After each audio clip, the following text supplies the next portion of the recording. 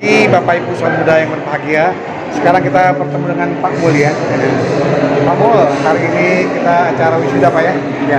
Bagaimana dengan jumlah dan harapannya? Oke, baik. Saya informasikan kembali lagi bahwa ini satu lulusan wisuda yang terbanyak pada saat sekarang. Terbanyak berapa? Ya, sekarang kita meluluskan 102 mahasiswa Nalanda. Tentunya pertumbuhan mahasiswa Nalanda luar biasa. Dari tahun demi tahun, sejak di tahun 2020 ini sudah meningkat pesat sekali. Saya yakin dengan adanya perkembangan dan pertumbuhan ini pasti akan diikuti dengan standarnya suatu perubahan. Harapan saya dengan adanya pertumbuhan mahasiswa yang cukup banyak, tentunya kita ingin kan suatu perubahan bentuk menjadi institut. Ya, target tahun ini, tahun 2023, kami ingin menginginkan bahwa institut akan kita raih di dalam perubahan bentuknya. Lalu kita akan punya satu rencana ke depan juga di tahun 2026, universitas kita akan raih. Wow. Ini kali ini berapa prodi Pak? Nah, kita luar biasa ya. Di tahun 2020 kita punya 3 prodi awalnya. Tapi di tahun 2022 kita sudah mulai bertumbuh dan bertambah 3 prodi baru. Jadi totalnya kita ada 6 prodi yang ada saat sekarang yang dimiliki oleh Bapak. Harapan dari Bapak sendiri Pak, perkembangan Nalanda ke depan. Oke, saya yakin Nalanda akan bertumbuh dengan pesat, perkembangannya begitu luar biasa, dan bentuk kepercayaan kepada Nalanda semakin lebih baik terhadap masyarakat. Tentunya bagaimana kita bisa mencerdaskan kehidupan bangsa yang berkarakter lurus. Tapi kita lihat lihat perkembangan dari sekolah tinggi kampus kan cukup banyak Pak. Yeah. Bagaimana untuk mengantisipasi ini Pak? Karena kita perkembangan kampus begitu pesat dan banyak. Baik, kita di era digital revolusi industri 4.0 ini tentunya kita tetap bersemangat untuk bisa mengantisipasi dengan online maupun offline karena kita menggunakan pilihan hybrid. Tentunya dengan adanya kondisi sistem pembelajaran ini, tentunya kita tidak kalah dalam bersaing, bahkan tentunya teknologi yang akan kita kembangkan dari jalur pembelajaran online ini tetap harus kita persiapkan, dan tentunya infrastrukturnya harus kita siapkan dari dini.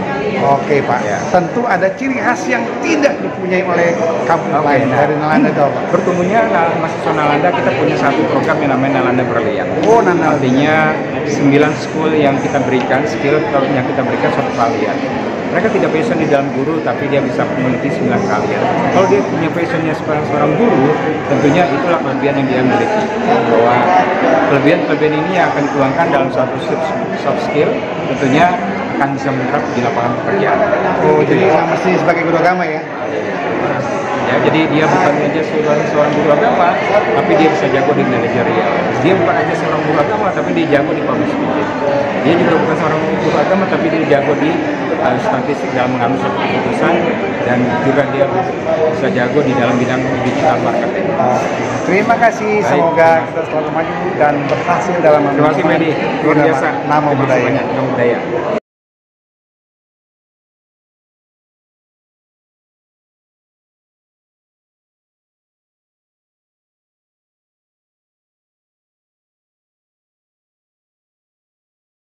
Ya. Selamat pagi Bapak Ibu Sobat Muda. Ya, pagi saya bertemu dengan Pak Ismudin ya. Ya, Pak Isamuddin. Ngajar mata kuliah apa? Metodologi penelitian. Metodologi penelitian. Ya. Ini dalam mata kuliah S2 Pak ya? Ya, setelah. Dalam masa-masa online ini gimana Pak? Ya, pada prinsipnya tidak ada kendala, ya.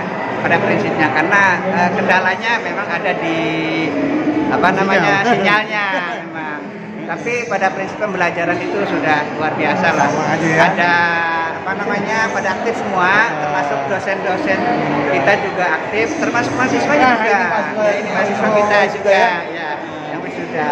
Nah, kemudian di dalam pembelajaran online itu sesuai dengan silabus.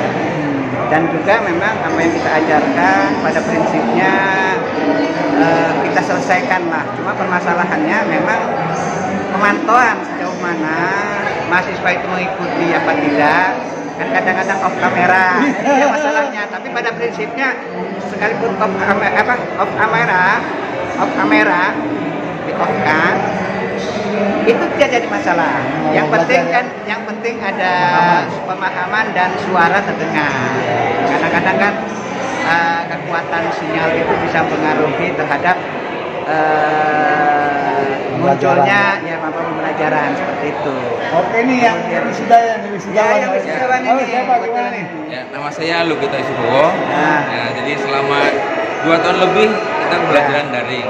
Ya, semua ada plus minusnya, tapi dengan bantuan dari para dosen yang komunikatif, yang terus membantu kami, kemudian inspirasional, maksudnya dimanapun kita bisa belajar. Bahwasanya kita terkendala jarak pun tetap bisa belajar dimanapun. Yang penting kita punya semangat, kita punya niat untuk belajar dan juga terus belajar, maka semua permasalahan bisa diatasi. Harapannya terhadap S2 dari Nalanda ini? Harapannya S2 dari Nalanda ini semakin besar, semakin banyak SDM Buddhis yang memiliki pendidikan lebih tinggi, dan bahkan diharapkan bisa ada S3 untuk pendidikan agama Buddha. Itu diharapkan nanti kedepannya seperti itu. Jadi kita belum ada S3. Pak dosen itu berharap ya? Ya, saya juga berharap memang sedang proses ini. Oleh karena itu kita harapkan semua teman-teman yang dari S2 kita lanjut ke S3 di Nalanda juga. Ya mudah-mudahan dalam waktu dekat lah. Pada prinsipnya kami sebagai dosen bukan hanya duduk di tempat di mana kita berada atau di mana kita tempat tinggal, tapi kita juga langsung jemput bola. Ya, jemput bola, kemudian kita juga langsung bimbingan langsung ke daerah masing-masing, misalkan ke Medan, kemudian ke Jakarta. Itu dalam rangka Pak mempercepat bagaimana teman-teman kita supaya selesai untuk penyelesaian tesisnya terutama, karena penyelesaian tesis ini tidak begitu sulit, manakala kita ada kemauan dan kita dosennya langsung kita membimbing dan mendampingi langsung.